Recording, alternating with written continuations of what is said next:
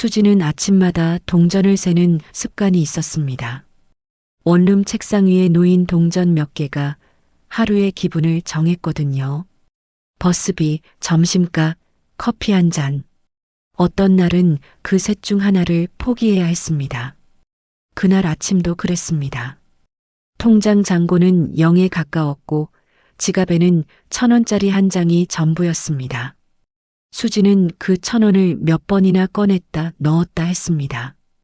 편의점 삼각김밥 하나를 사면 오늘은 버스를 걸어야 했고 버스를 타면 점심은 물로 버텨야 했습니다. 학교에 가는 길 수지는 괜히 사람들의 얼굴을 봤습니다. 누구는 바쁘게 웃고 누구는 이어폰을 끼고 누구는 아침부터 화가 나 보였죠. 그 많은 얼굴 사이에서 수지는 늘 혼자였습니다.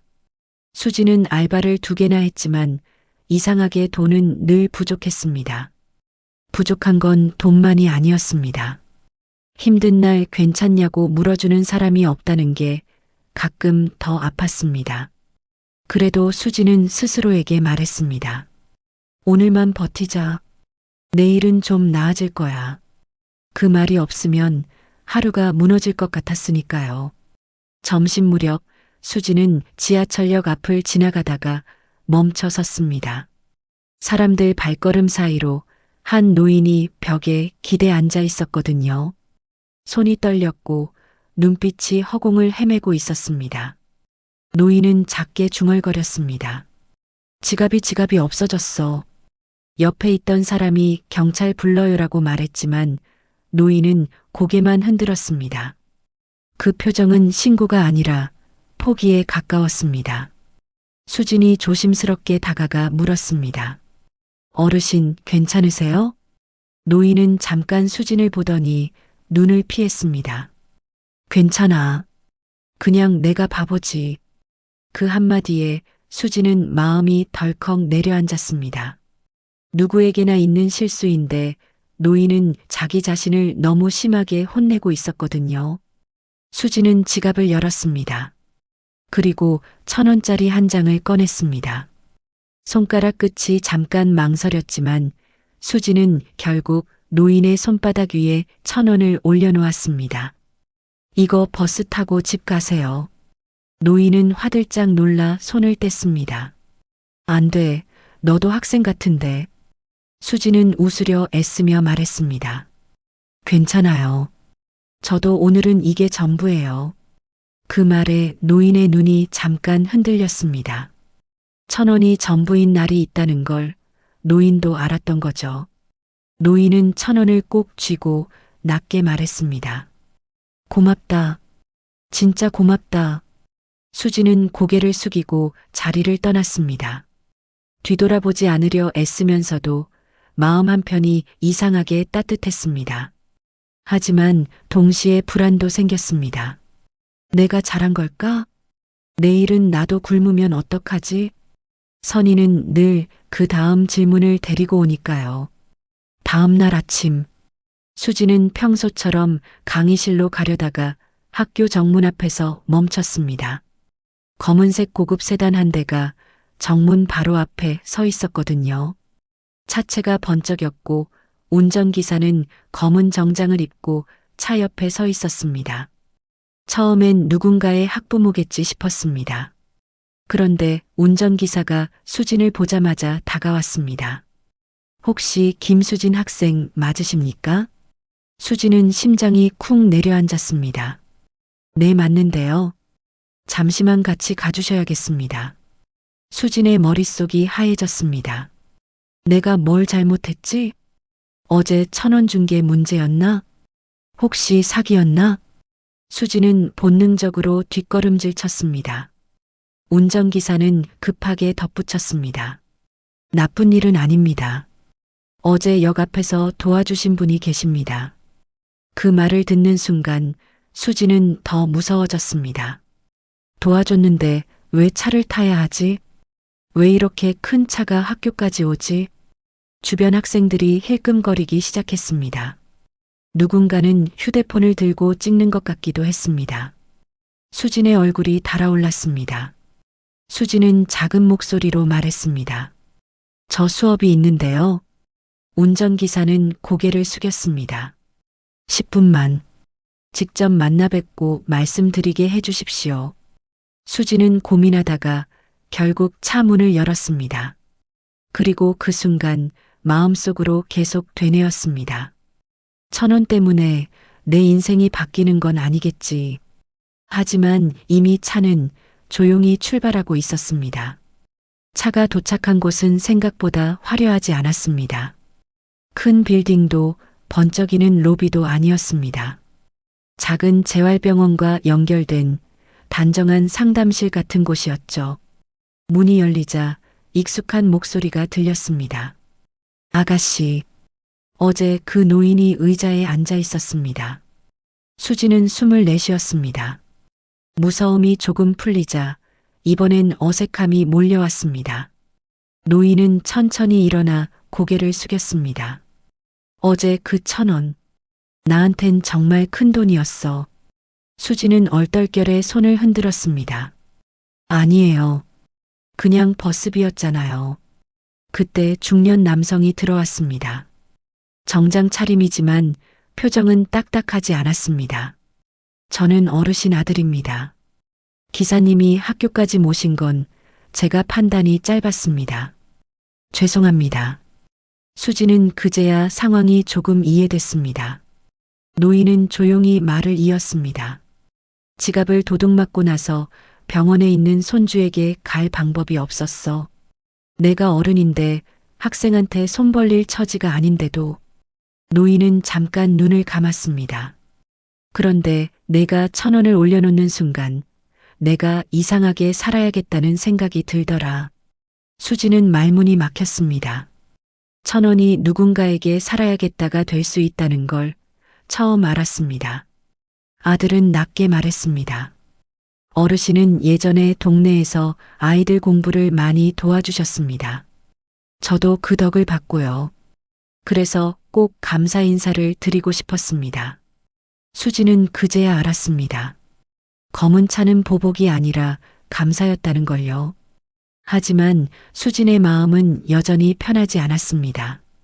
감사는 좋았지만 이렇게 큰 방식의 감사는 수진의 삶과 너무 멀어 보였으니까요. 노인의 아들은 봉투를 하나 내밀었습니다. 학생, 이건 어제 도움에 대한 보답입니다. 수진은 고개를 저었습니다. 저 그거 못 받아요. 정말요? 아들은 당황해 설명했습니다. 돈이 아니라 장학금 형식으로. 수지는 더 급하게 손사래를 쳤습니다. 제가 어르신께 뭘 바라고 한 것도 아니고 저 그런 거 받으면 마음이 이상해져요. 그 순간 노인이 작게 말했습니다. 그래, 맞다. 노인은 아들을 바라보며 고개를 저었습니다. 돈으로 갚으려고 하지 마라. 그럼 이 아이 마음이 다친다. 수지는 속으로 다행이다 했습니다.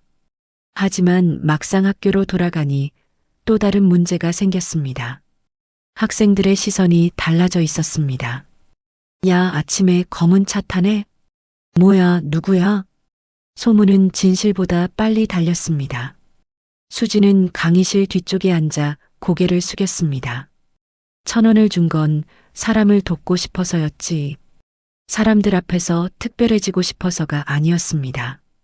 그날 밤 수지는 원룸에서 1,000원짜리 빈자리를 바라봤습니다.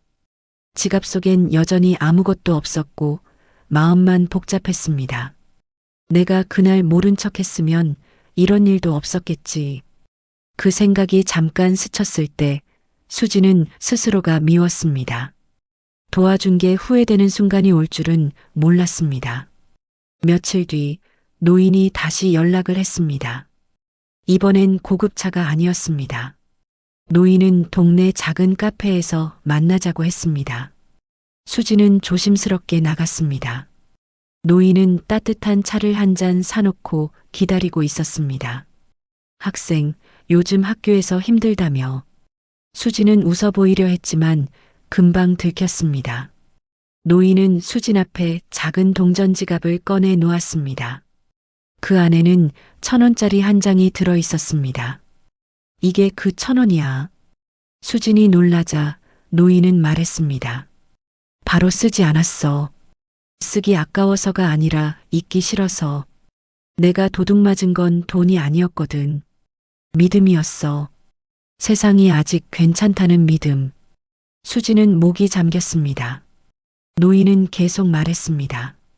그래서 생각했다. 보답은 사람이 하는 거구나.